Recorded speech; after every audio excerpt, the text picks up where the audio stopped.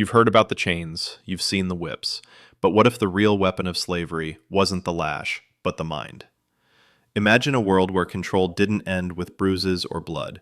It lived inside the mind, reshaping thought, bending faith, twisting love into obedience.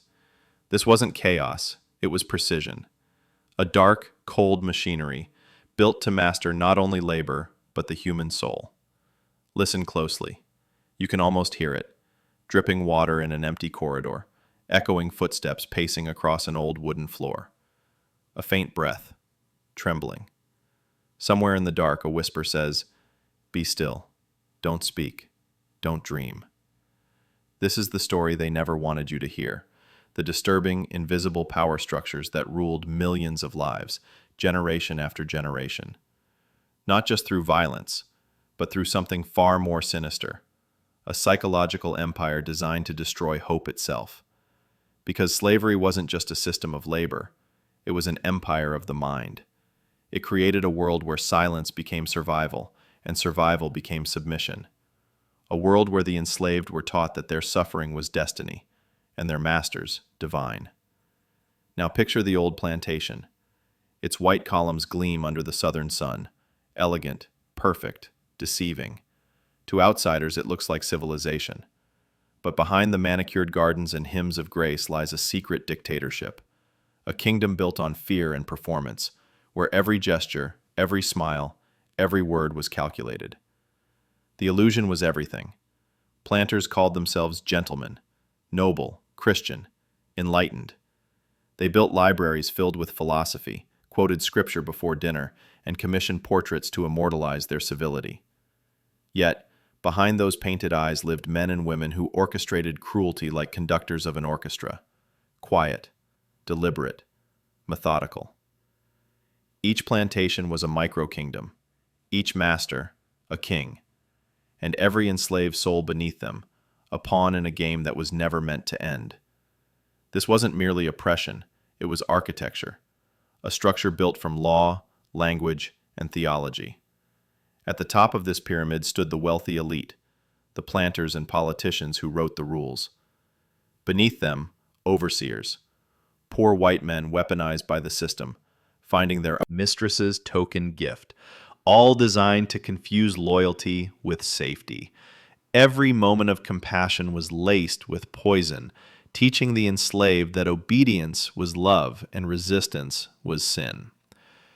The economy itself was complicit. Every coin, every loan, every church pew, and political speech drew profit from the blood of those who worked without rest, without choice, without name. Trade routes from Africa to Europe, from the Caribbean to the Carolinas, were arteries feeding this monstrous body of control. Seizing through it all, religion served as its soul, twisted into a doctrine of obedience. Enslaved people were told that God Himself had decreed their bondage, that humility was holy, that heaven waited only for those who accepted the lash in silence. The Bible was their cage, and the sermon their chain. This was not random cruelty. It was design, cold, efficient, industrialized. Slavery was not just a system of labor. It was a system of thought, a machine that ran on lies so profound they became truths inside the minds of both oppressor and oppressed. Flooding every master knew, the body could resist, but the mind could be broken quietly, through fear, through faith, through habit. And once broken, it could be reshaped into something new, something profitable. What if everything you've been taught about slavery only scratched the surface? What if the real horror wasn't in the whip, but in the silence that followed it? Because in the silence, the system spoke loudest. But beneath the order, beneath the false civility of plantation life, lived the filthiest secrets of control. Secrets too disturbing to be carved into monuments or written in textbooks. They existed in the shadows, in the quiet deals, the unspoken acts, the invisible chains of manipulation. Propulsion and manipulate. That idea, manipulate. That was the creed. Enslavers learned early that unity was their greatest threat, so they built systems that rewarded betrayal. A man who reported a plan to escape might earn an extra ration. A woman who exposed another's rebellion could save her child from the auction block. It was a game of survival, one designed to turn loyalty into a weapon. Every reward was a trap. Every kindness was a leash. They called it discipline, but it was psychological warfare. Some enslavers arranged pairings like livestock auctions, others committed acts of unspeakable violence themselves, fathering children they would later sell for gain. Imagine the twisted cruelty: a man forced to watch his daughter bear the child of her owner, a woman forced to nurse a baby she knew would be taken from her arms before its first word. This was not just physical domination, it was the systematic breaking of identity. Every birth became a transaction, every lineage a ledger entry. And through it all, the church bell still rang. Prayers were said. Hymns floated through the hot night air. The enslaved were told to be humble, to serve faithfully, to find joy in suffering. The gospel was rewritten into a manual for obedience. A religion meant to free the soul was turned into a cage for it. But the mind is a dangerous thing. You can beat it, twist it, and bury it under fear, but you can't kill it. Beneath the bowing heads and forced smiles, something still burned. A hidden rage, a silent defiance, a memory of a time before chains. Still, the system corrupted even resistance. Some enslaved men were given power over others, drivers, forced to whip their own people. Imagine the guilt, the despair, the impossible choice between survival and betrayal. It was a design so filthy that even rebellion was made to serve control. Punishment, too, became theater. Public displays of agony meant to remind everyone freedom was not for them. Whippings, hangings, mutilations, all staged rituals of dominance. Overseers called them lessons, but these were not lessons of labor. They were lessons of fear. If you controlled a person's body, you owned their labor. But if you controlled their mind, you owned their future. That was the secret formula, a masterpiece of oppression disguised as order.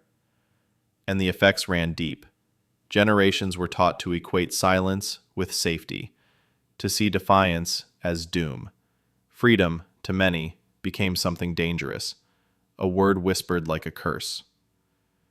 Names were stripped away and replaced with the master's choosing. Language erased.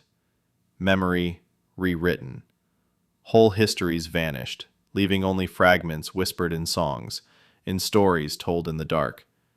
The enslaved learned to hide their heritage beneath survival. Dream of a world without chains was to offend God himself. This was not just slavery of the body, it was enslavement of the soul. And yet, even under that weight, truth began to stir. The cracks started forming in the system's perfect wall. Whispers turned to words. Words became stories, and stories became revolution. The enslaved began to document the unspeakable. People like Frederick Douglass, Harriet Jacobs, and Solomon Northup wrote of their torment, not as victims, but as witnesses to a grand deception. Their words were weapons sharper than any blade, slicing through the lies of benevolent masters and happy plantations. Their narratives revealed the twisted logic behind the system, how it needed to break minds before it could use bodies, how even kindness became control, how religion, wealth, and politics formed a web of dependency that stretched from the slave quarters to the throne rooms of Europe. Then came the revolts, Nat Turner's rebellion, the fires of Haiti, the quiet sabotage of tools and crops across the American South. Every act of defiance, no matter how small, was a message to the world. The system was not eternal. Its perfection was an illusion, one built on constant fear that the enslaved would one day stop obeying. And they did. But as slavery began to collapse, the world saw another truth.